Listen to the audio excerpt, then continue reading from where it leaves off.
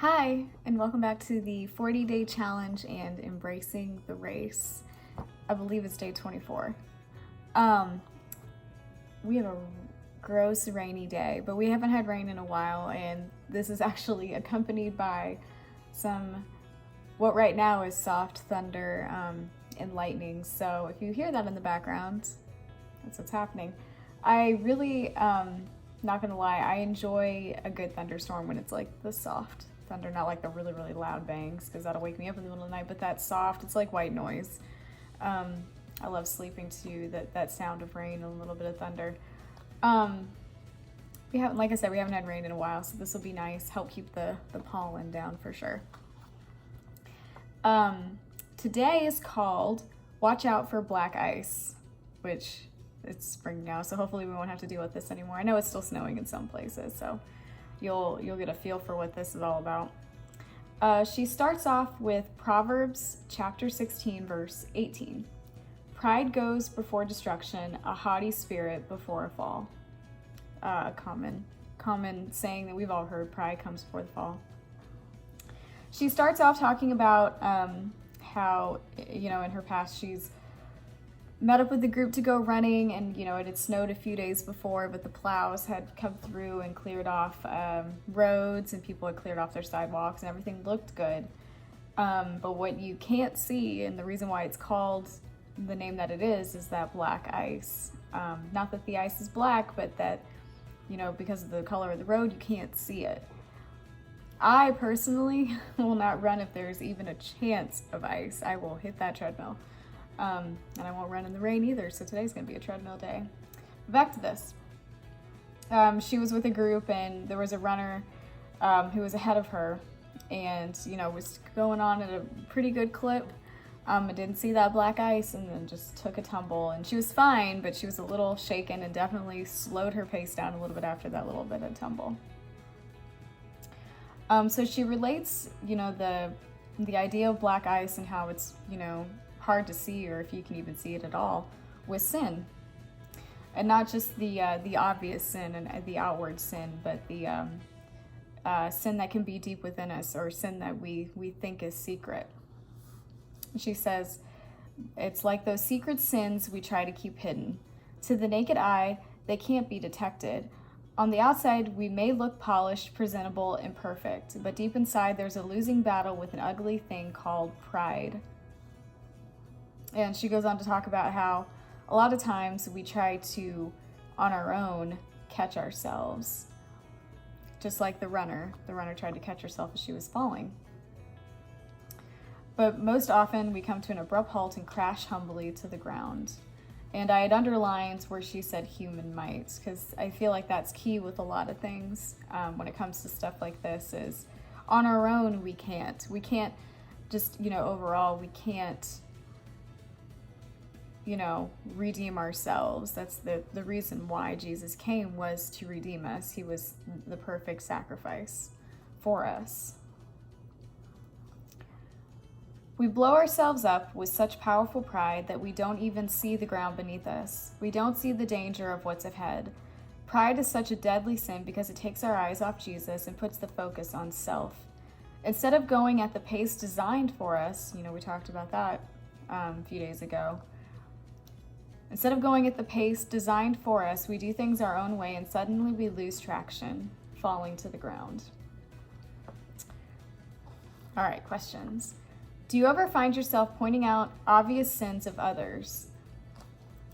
I can't remember if it was this last Sunday, or it was one of the last few Sundays that our pastor brought that up during his sermon, talking about how, sometimes we'll be sitting in church and we'll be listening to a sermon and we'll be like, man, this really applies to such and such, or, oh, I wish such and such could hear this, when we're forgetting that first and foremost, we should take what we're hearing and apply it to ourselves first.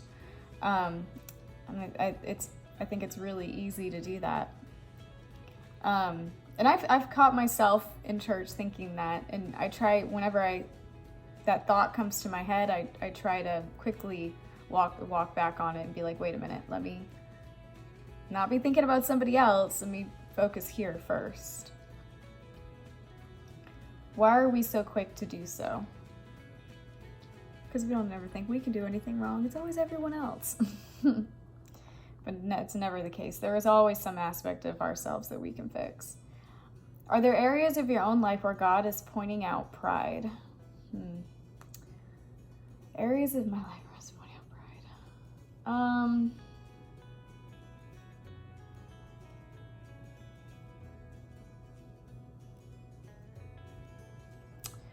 I really don't know. Really the first thing that comes to my mind, I really don't think it's pride. I like to think it's not, but maybe it is. When I get to sometimes participate in worship and help be one of the worship leaders, on stage for a Sunday morning. And I care very much about wanting to do that well. And I know my husband sometimes thinks that that I care about the performance aspect and about the worship aspect. And so he's constantly reminding me of that it really shouldn't matter what happens as long as it's coming from a worshipful, heart. And that can be, I think that sometimes I guess it really is pride, caring how I'm coming across. I guess that's what pride is. So I'm always having to constantly, whenever I'm up there, keep the focus where it's supposed to be, and it's not on me. Are you willing to humble yourself and surrender before you fall? Gosh, I hope so. Falling hurts. So I think that Him being God, wanting to humble ourselves and surrender before you fall is one of His ways of saying, hey, before you get yourself into a mess that can hurt, take a step back before you fall, type deal. Ask Him to shine His light on your pride. She ends with the verse Proverbs 11:12. When pride comes, then comes disgrace, but with humility comes wisdom. And that's so good. And I think that's a key right there. Humility comes wisdom. We can learn, because everyone's going to make mistakes, but you can always learn from those mistakes. And hopefully, when you face that same situation in the future, you'll remember that lesson that you learned. I'd written a whole bunch of other verses that came to mind when I was reading this about the secret sin and how easy that secret sin can be, because we think because no one else, no human around us sees that we're good, but the verses that I was thinking of that came to mind were verses like, and the Bible's full of these, but Galatians 6:7, do not be deceived, God will not be mocked. Psalm 44 verse 21, He knows the secrets of our heart. Psalm 90 verse 8, you have set iniquities before you, our secret sins in the light of your countenance. Ecclesiastes 12 verse 14, for God will bring every work into judgment, including every secret thing, whether good or evil. And I think sometimes it's easy to forget that while no one else can see inward, He always sees inward. And that I think is, I don't know if scary is the word, but we'll go with that. For some people that are nervous coming to Him and, wanting to give their life to Him because He sees all of it. But at the same time, all He wants is that humility. And He went to the cross so that He could forgive all of that. And people need to remember that.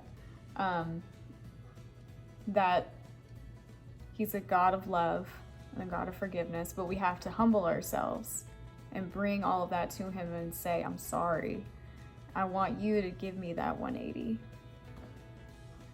Because that's what He wants, and why, the season that we're leading up to Easter, that's why He came and did what He did, is because He loves us and wants that relationship.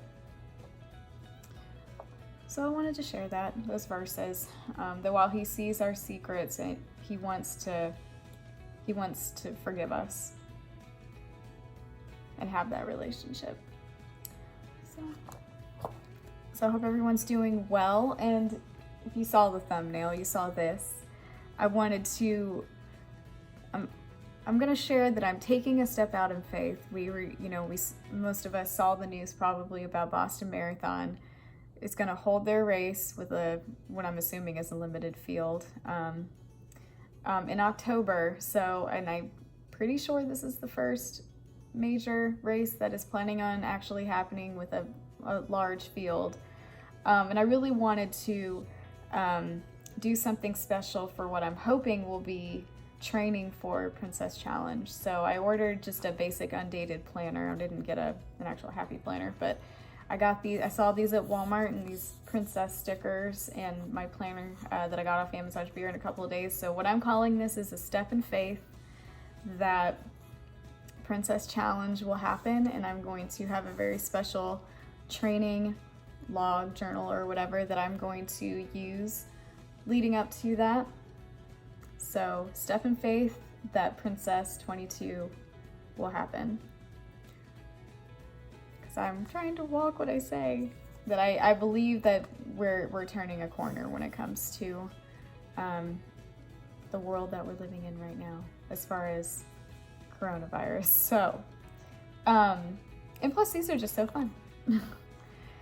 So I hope everyone's doing good, and rain can be a really fun thing. I'm gonna enjoy just the time inside, get some chores done. Rain can be good. So I will see you tomorrow.